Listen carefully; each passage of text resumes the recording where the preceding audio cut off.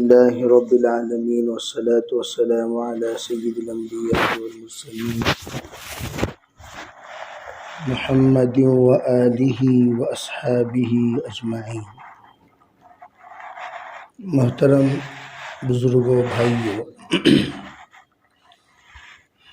اللہ تعالیٰ نے دعوت کی محنت میں جو ہمیں قبول کیا ہے اس میں 3 مقاصد کو مد نظر رکھ کر چلایا جاتا ہے۔ محض وقت گزاری یہ ہمارے کام کا مقصود نہیں ہے۔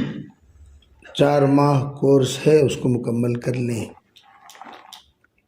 یا 40 دن کورس ہے، اس کو مکمل کر لیں۔ جس طرح میعاد متعین کرتے ہیں، بھئی اتنا وقت عرفہ میں رہنا ہے، اتنا وقت مزدلفہ میں رہنا ہے، اتنا وقت آپ کو منی میں گزارنا ہے، تو لوگ گزار لیتے ہیں۔ تو اس طرح اوقات گزارنا ہمارا مقصد نہیں ہے۔ مقصد کیا ہے؟ 3 چیزوں کا استحضار ہو۔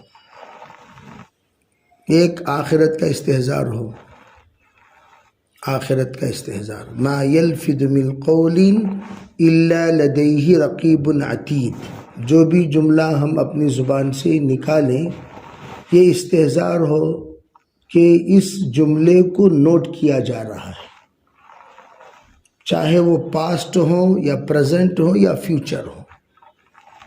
بہت ساری ہماری باتیں نوٹ کی جا چکی ہیں جو ہمارے نام اعمال میں موجود ہیں، بہت ساری کی جا رہی ہیں، بہت ساری کی جائیں گی۔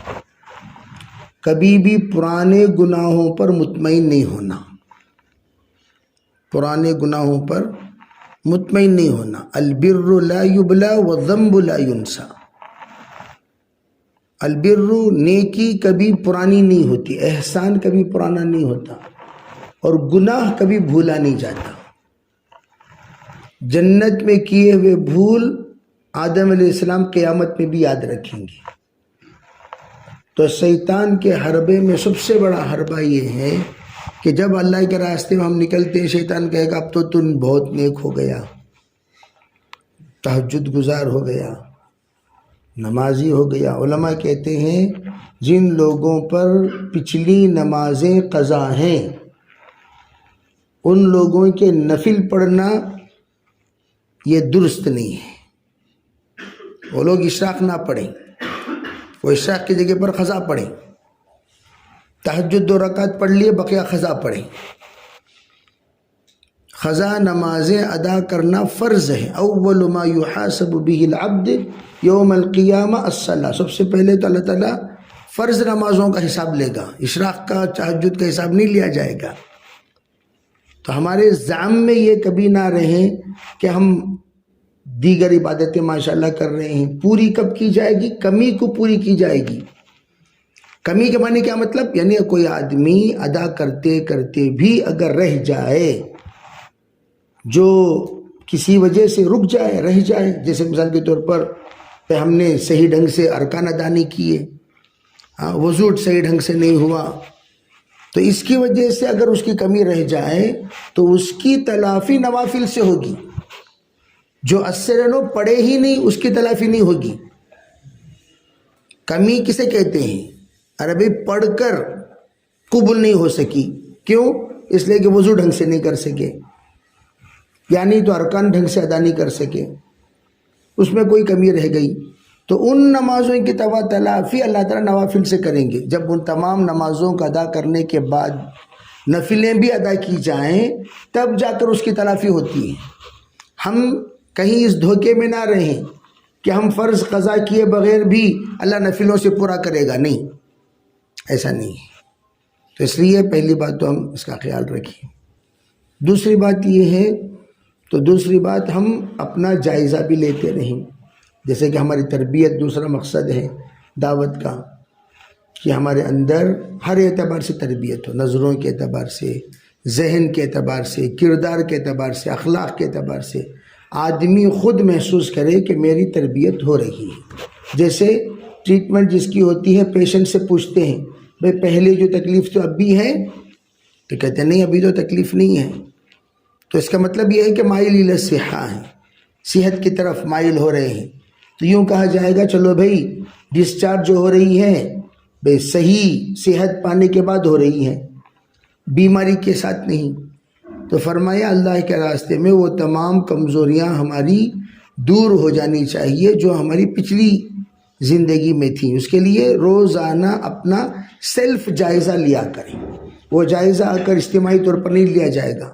میرے اندر غصے کی کتنی کمی آئی، میرے اندر امانت داری کی کتنی صفت آئی، میرے اندر وفاداری کی کتنی صفت آئی، میرے اندر خوف و خشیت کتنا پیدا ہوا، اس کا ایک جائزہ لیں. تیسرا جو جائزہ ہے وہ ہے انابت الی اللہ. جو اللہ سے قریب ہوتا ہے وہی قریب کر سکتا ہے. جو اللہ سے قریب ہی نہیں ہوا وہ دوسروں کو کیا قریب کرے گا؟ جس کو اللہ جانتا ہے وہی بندہ اللہ تعالیٰ سے جانکاری کرا سکتا ہے.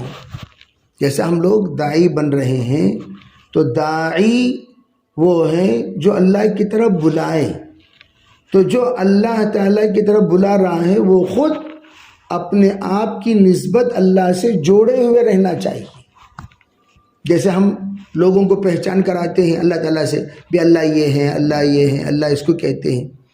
خود کی پہچان اللہ سے نہیں ہے اور نہ ہی اللہ ہمیں جانتا ہے نہ ہم اللہ کو جانتے ہیں. پھر ہم براہ راست اللہ کے بندوں کو اللہ سے کیسے جوڑیں گے؟ اسی لیے کہا حضرت مولانا عبید اللہ صاحب در فرما کرتے تھے اللہ سے جوڑنے والے خود پہلے جڑے رہنا چاہیے.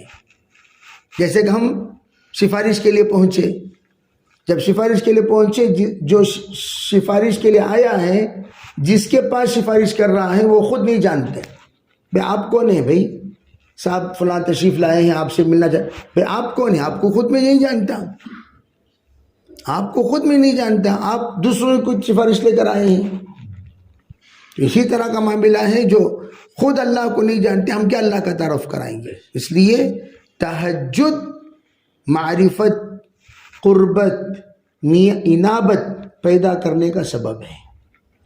ما زال العبد تتقرب الی بالنوافل. اسے نیت کریں انشاءاللہ. یہ تینوں باتوں پر ہم عمل کریں گے انشاءاللہ. اللہ عمل کی توفیق عطا فرمائے. سبحان اللہ بحمدہ. سبحان اللہ. ہاں جی ابھی میں سمجھا 4 مہینے کی جماعت ہے تو یہ تو چلہ تو بہرحال ہم آ ہی